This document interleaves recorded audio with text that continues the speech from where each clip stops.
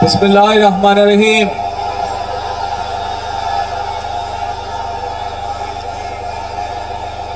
প্রিয় বাংলাদেশ, প্রিয়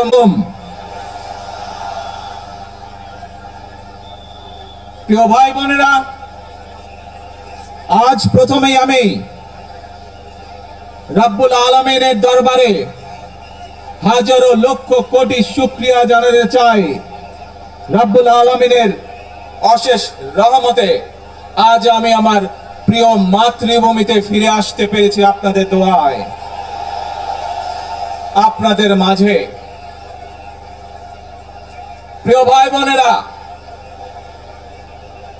আমাদের এই প্রিয় মাতৃভূমি 1971 সালে লাখো শহীদের রক্তের বিনিময়ে অর্জিত হয়েছিল। ঠিক একইভাবে 75-এ আবার 7ই নভেম্বর আধিপত্যবাদীদের হাত থেকে রক্ষার জন্য সেদিন সিপাহী জনতার বিপ্লবের মাধ্যমে আধিপত্যবাদের হাত থেকে দেশকে রক্ষা করা হয়েছিল। একইভাবে পরবর্তীতে 90-এ স্বৈরাচারের বিরুদ্ধে এদেশের জনগণ, এদেশের খেটে খাওয়া মানুষ তাদের গণতান্ত্রিক অধিকারকে ছিনিয়ে এনেছিল। কিন্তু তারপরেও ষড়যন্ত্রকারীদের ষড়যন্ত্র থেমে থাকেনি। আমরা তারপর দেখেছি 2024 সালে, 71 সালে এই দেশের মানুষ যেমন স্বাধীনতা অর্জন করেছিল, 2024 সালে এদেশের ছাত্র জনতা সহ সর্বস্তরের মানুষ, কৃষক, শ্রমিক, গৃহবধূ, নারী, পুরুষ, ছাত্র সহ দল মত নির্বিশেষে, শ্রেণী পেশা নির্বিশেষে সকল মানুষ সেদিন 2024 সালের 5ই আগস্ট এই দেশের স্বাধীনতা এবং সার্বভৌমত্বকে রক্ষা করেছিল। প্রিয় ভাই বোনেরা, আজ বাংলাদেশের মানুষ কথা বলার অধিকার ফিরে পেতে চায়, তারা তাদের গণতান্ত্রিক অধিকার ফিরে পেতে চায়। বাংলাদেশের মানুষ চায় তারা তাদের যোগ্যতা অনুযায়ী ন্যায্য অধিকার পাবে। প্রিয় ভাই বোনেরা, আজ আমাদের সময় এসেছে সকলে মিলে দেশ গড়ার। এই দেশে যেমন পাহাড়ের মানুষ আছে, এই দেশে একইভাবে সমতলের মানুষ আছে। এই দেশে মুসলমান, বৌদ্ধ, খ্রিস্টান, হিন্দু সহ বিভিন্ন ধর্মের মানুষ বসবাস করে। আমরা চাই সকলে মিলে এমন একটি বাংলাদেশ গড়ে তুলবো আমরা, যেই বাংলাদেশের স্বপ্ন একজন মা দেখেন, অর্থাৎ একটি নিরাপদ বাংলাদেশ আমরা গড়ে তুলতে চাই। যে বাংলাদেশে একজন নারী, একজন পুরুষ, একজন শিশু যেই হোক না কেন, নিরাপদে ঘর থেকে বের হলে নিরাপদে ইনশাআল্লাহ ঘরে আবার ফিরে আসতে পারে। প্রিয় ভাই বোনেরা, এই দেশের জনসংখ্যার অর্ধেক নারী, 4 কোটিরও বেশি তরুণ প্রজন্মের সদস্য, 5 কোটির মতন শিশু, 40 লক্ষের মতন প্রতিবন্ধী মানুষ রয়েছেন, কয়েক কোটি কৃষক, শ্রমিক রয়েছেন। এই মানুষগুলোর একটি প্রত্যাশা আছে এই রাষ্ট্রের কাছে, এই মানুষগুলোর একটি আকাঙ্ক্ষা আছে এই দেশের কাছে। আজ আমরা সকলে যদি ঐক্যবদ্ধ হই, আজ আমরা যদি সকলে প্রতিজ্ঞাবদ্ধ হই, তাহলে আমরা এই লক্ষ কোটি মানুষের সেই প্রত্যাশাগুলো পূরণ করতে পারি ইনশাআল্লাহ। প্রিয় ভাই বোনেরা, 71 সালে আমাদের শহীদরা নিজের জীবন উৎসর্গ করেছিলেন এই রকম একটি বাংলাদেশ গঠনের জন্য। বিগত 15 বছর স্বৈরাচারের বিরুদ্ধে শত শত হাজারো গুম খুনের শিকার হয়েছে শুধু রাজনৈতিক দলের সদস্য নয়, নিরীহ মানুষের প্রতিবাদ করতে গিয়ে অত্যাচার নির্যাতনের শিকার হয়েছে, জীবন দিয়েছে। 2024 সাল মাত্র সেদিনের ঘটনা। কিভাবে আমরা দেখেছি আমাদের তরুণ প্রজন্মের সদস্যরা কিভাবে নিজের জীবন উৎসর্গ করেছে দেশের এই স্বাধীনতা এবং সার্বভৌমত্বকে রক্ষা করার জন্য।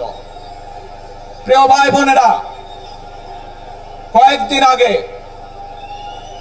এই বাংলাদেশের 24 আন্দোলনের এক সাহসী প্রজন্মের এক সাহসী সদস্য ওসমান হাদিকে হত্যা করা হয়েছে। ওসমান হাদি শহীদ হয়েছে। প্রিয় ভাই বোনেরা, ওসমান হাদি চেয়েছিল এই দেশের মানুষের জন্য গণতন্ত্র প্রতিষ্ঠিত হোক, এই দেশের মানুষের গণতান্ত্রিক অধিকার প্রতিষ্ঠিত হোক, এই দেশের মানুষ তাদের গণতান্ত্রিক এবং অর্থনৈতিক অধিকার ফিরে পাক। আজ 24 আন্দোলনে যারা শহীদ হয়েছেন, ওসমান হাদি সহ 71 যারা শহীদ হয়েছেন, বিগত স্বৈরাচারের সময় বিভিন্নভাবে খুন গুমের শিকার হয়েছেন, এই মানুষগুলোর রক্তের ঋণ যদি শোধ করতে হয়, আসুন আমরা আমাদের সেই প্রত্যাশিত বাংলাদেশ গড়ে তুলব, যেখানে আমরা সকলে মিলে কাজ করব, যেখানে আমরা সকলে মিলে আমাদের প্রত্যাশিত বাংলাদেশকে গড়ে তুলব। প্রিয় ভাই বোনেরা, বিভিন্ন আধিপত্যবাদ শক্তির গুপ্তচরেরা বিভিন্নভাবে ষড়যন্ত্রে এখন লিপ্ত রয়েছে। আমাদেরকে ধৈর্যশীল হতে হবে, আমাদেরকে ধৈর্য ধারণ করতে হবে। বিশেষ করে তরুণ প্রজন্মের যে সদস্যরা আছেন, আপনারাই আগামী দিন দেশকে নেতৃত্ব দিবেন, দেশকে গড়ে তুলবেন। এই দায়িত্ব তরুণ প্রজন্মের সদস্যদেরকে আজ গ্রহণ করতে হবে, যাতে করে এই দেশকে আমরা সুন্দরভাবে গড়ে তুলতে পারি। শক্ত ভিত্তির উপরে, গণতান্ত্রিক ভিত্তি, শক্তিশালী অর্থনৈতিক ভিত্তির উপরে যাতে এই দেশকে আমরা গড়ে তুলতে পারি। প্রিয় ভাই বোনেরা, আমার সাথে আজকে মঞ্চে এখানে বহু জাতীয় নেতৃবৃন্দ বসে আছেন। আসুন আজকে আমরা দুহাত তুলে আল্লাহর দরবারে দোয়া করে আল্লাহর রহমত আমরা চাই, যে সকল জাতীয় নেতৃবৃন্দ এই মঞ্চে আছেন, মঞ্চের বাইরে যে সকল জাতীয় আরো নেতৃবৃন্দ আছেন, আমরা সকলে মিলে এই দেশকে নেতৃত্ব দিয়ে আমাদের বাংলাদেশের জনগণের প্রত্যাশিত সেই বাংলাদেশকে আমরা গড়ে তুলতে চাই। আমাদেরকে যে কোনো মূল্যে আমাদেরকে এই দেশের শান্তি শৃঙ্খলা রক্ষা করতে হবে। যে কোনো উস্কানির মুখে আমাদেরকে ধীর শান্ত থাকতে হবে। প্রিয় ভাই বোনেরা, আমরা দেশের শান্তি চাই, আমরা দেশের শান্তি চাই, আমরা দেশের শান্তি চাই। প্রিয় ভাই বোনেরা, মার্টিন লুথার কিং নাম শুনেছেন না আপনারা? নাম শুনেছেন তো আপনারা? মার্টিন লুথার কিং, তার একটি বিখ্যাত ডায়লগ আছে, আই হ্যাভ এ ড্রিম। আজ এই বাংলাদেশের মাটিতে দাঁড়িয়ে আপনাদের সকলের সামনে আমি বলতে চাই, বাংলাদেশ জাতীয়তাবাদী দলের একজন সদস্য হিসাবে আপনাদের সামনে আমি বলতে চাই, I have a plan for the people of my country, for my country. আজ এই পরিকল্পনা দেশের মানুষের স্বার্থে, দেশের উন্নয়নের জন্য, দেশের মানুষের ভাগ্যের পরিবর্তনের জন্য, যদি সেই প্ল্যান, সেই কার্যক্রম, সেই পরিকল্পনাকে বাস্তবায়ন করতে হয়, প্রিয় ভাই বোনেরা, এই জনসমুদ্রে যত মানুষ উপস্থিত আছেন, এই সারা বাংলাদেশে গণতন্ত্রের শক্তি যত মানুষ উপস্থিত আছেন, প্রত্যেকটি মানুষের সহযোগিতা আমার লাগবে, প্রত্যেকটি মানুষের সহযোগিতা আমাদের লাগবে। আপনারা যদি আমাদের পাশে থাকেন, আপনারা যদি আমাদেরকে সহযোগিতা করেন, ইনশাআল্লাহ আমরা আই হ্যাভ এ প্ল্যান বাস্তবায়ন করতে সক্ষম হব। আসুন আমরা আল্লাহ রাব্বুল আলামিনের দরবারে হাত তুলে প্রার্থনা করি, আমরা যেন হে রাব্বুল আলামিন, হে একমাত্র মালিক, হে একমাত্র পরওয়ারদিগার, হে একমাত্র রহমত দানকারী, হে একমাত্র সাহায্যকারী, আজ আপনি যদি আমাদেরকে রহমত দেন, তাহলে আমরা এই দেশের মানুষ কঠোর পরিশ্রম করার মাধ্যমে আমাদের প্রত্যাশিত বাংলাদেশকে গড়ে তুলতে পারবো। আজ যদি আল্লাহর রহমত এই দেশ এবং এই দেশের মানুষের পক্ষে থাকে, আল্লাহর সাহায্য, আল্লাহর দয়া এই দেশের মানুষের উপরে, এই দেশের উপরে থাকে, ইনশাআল্লাহ আমরা আমাদের প্রত্যাশিত বাংলাদেশ গড়ে তুলতে সক্ষম হব। প্রিয় ভাই বোনেরা, আজ আসুন আমরা সকলে মিলে প্রতিজ্ঞা করি, আমরা সকলে মিলে প্রতিজ্ঞা করি যে ইনশাআল্লাহ আগামী দিনে দেশ পরিচালনার দায়িত্বে যারা আসবে, আমরা সকলে নবী করিম সাল্লাল্লাহু আলাইহি সাল্লামের যে ন্যায়পরায়ণতা, সেই ন্যায়পরায়ণতার আলোকে আমরা দেশ পরিচালনার সর্বোচ্চ চেষ্টা করব।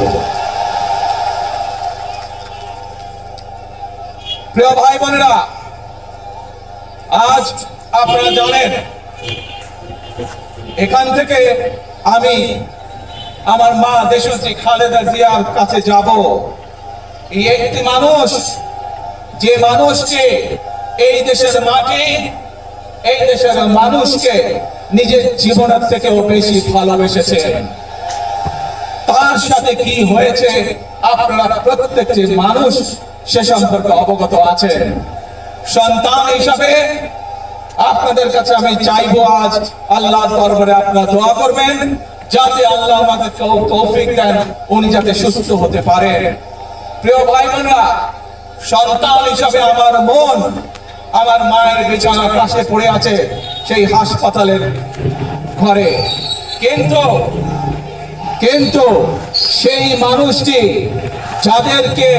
যাদের জন্য জীবনকে উৎসর্গ করেছে, অর্থাৎ আপনারা এই মানুষগুলোকে, যাদের জন্য দেশনেত্রী খালেদা জিয়া জীবন উৎসর্গ করেছেন নিজের জীবন, সেই মানুষগুলোকে আমি কোনোভাবেই ফেলে যেতে পারি না। এবং সেজন্যই আজ হাসপাতালে যাবার আগে আপনাদের প্রতি সহ টেলিভিশনগুলোর মাধ্যমে যারা সমগ্র বাংলাদেশে আমাকে দেখছেন, আপনাদের সকলের কাছে কৃতজ্ঞতা প্রকাশ করার জন্য আজ আমি এখানে দাঁড়িয়েছি আপনাদের সামনে।